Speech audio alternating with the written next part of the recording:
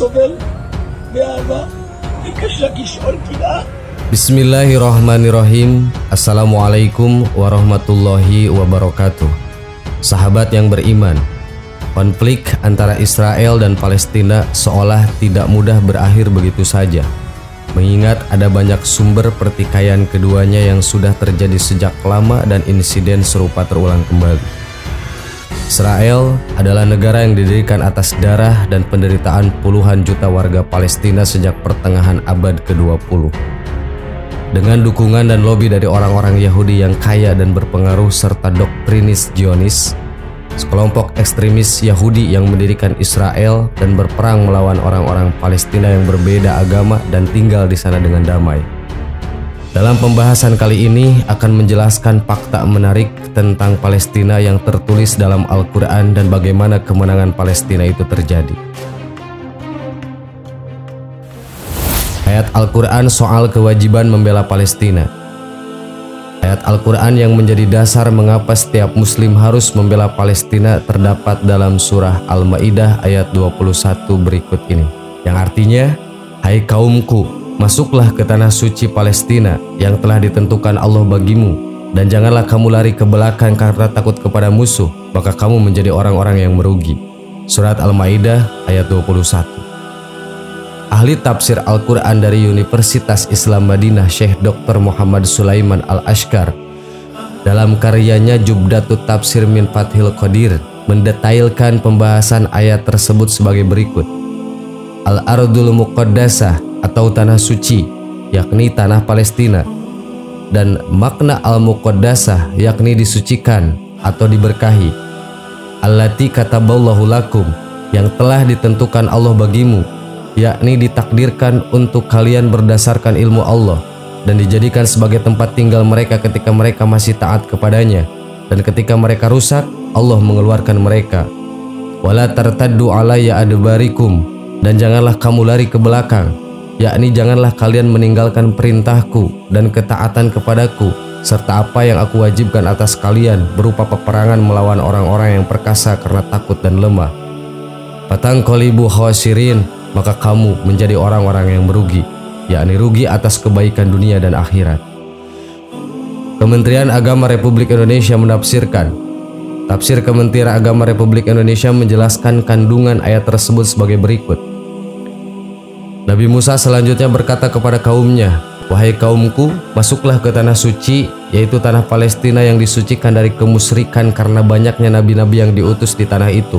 Itulah tanah yang telah ditentukan Allah bagimu, dan ilmunya yang ajali untuk memasukinya dan merasakan kedamaian di dalamnya apabila engkau beriman dan taat kepada perintah Allah. Dan janganlah kamu berbalik ke belakang karena takut kepada musuh, nanti kamu menjadi orang yang rugi di dunia dan akhirat karena kamu tidak mempercayai jaminan Allah bahwa tanah itu ditetapkan Allah bagimu untuk memasukinya." Mereka tidak serta-merta menuruti perintah Nabi Musa dan menyuruh agama mereka memasuki tanah Palestina. Sebaliknya, mereka bahkan menyatakan keengganan untuk memasukinya karena takut kepada para penjahat perkasa yang tengah menduduki tanah itu. Mereka, kaum Bani Israel, berkata, "Wahai Musa, sesungguhnya di dalam negeri itu yang kami diperintahkan untuk memasukinya ada orang-orang yang sangat kuat dan kejam, yakni orang-orang Kanaan yang akan menindas dan berbuat jahat kepada kami." Ayat Al-Quran soal Palestina, negara yang diberkahi dalam Al-Quran. Palestina akan terus diserang Israel hingga akhir zaman seperti dituliskan dalam hadis Nabi Muhammad SAW dan Al-Quran. Meski begitu, Allah Subhanahu wa Ta'ala telah menetapkan keberkahannya atas Palestina. Menurut para ulama, penyebutan Masjid Al-Aqsa dan daerah sekitarnya di sekelilingnya itu sebagai negeri yang diberkahi, karena di daerah tersebut Allah mengutus sejumlah rasulnya untuk berdakwah di negeri dan sebagainya menatap. Keberadaan Palestina sebagai negeri yang diberkahi disebutkan di dalam ayat Al-Quran. Allah Subhanahu wa Ta'ala telah menyebutkan berkali-kali dan kemuliaan tanah suci. Surat Al-A'raf ayat 137 yang artinya, "Kami wariskan kepada kaum yang tertindas itu bumi bagian timur dan bagian barat yang telah kami berkahi.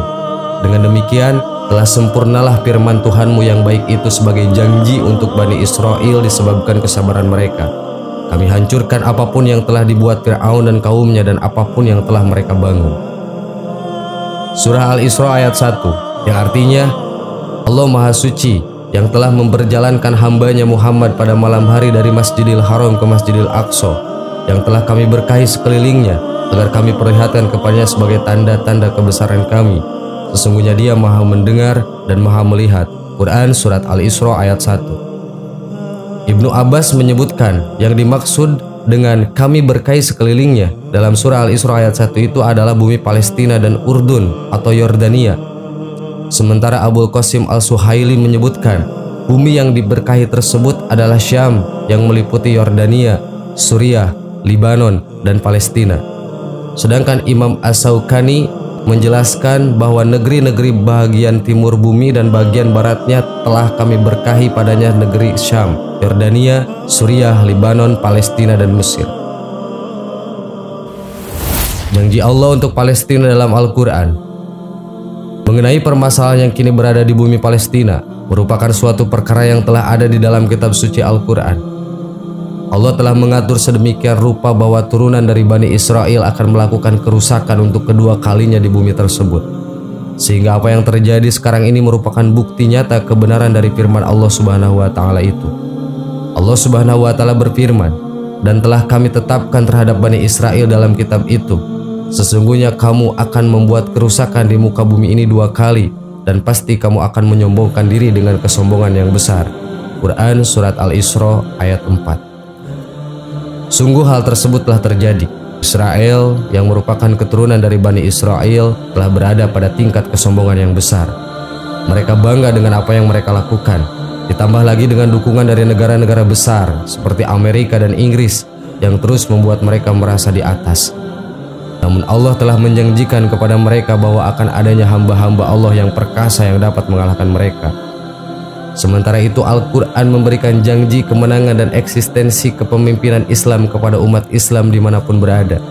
Menariknya di dalam surah Al-Isra ayat 17, kata Al-Quran diulang sebanyak 8 kali dan merupakan pengulangan terbanyak dari 50 kali pengulangan yang ada di seluruh Al-Quran. Pengulangan itu ada pada ayat-ayat 9, ayat 41, ayat 45, ayat 46, ayat 60, ayat 62, ayat 88 dan 89 surah tersebut.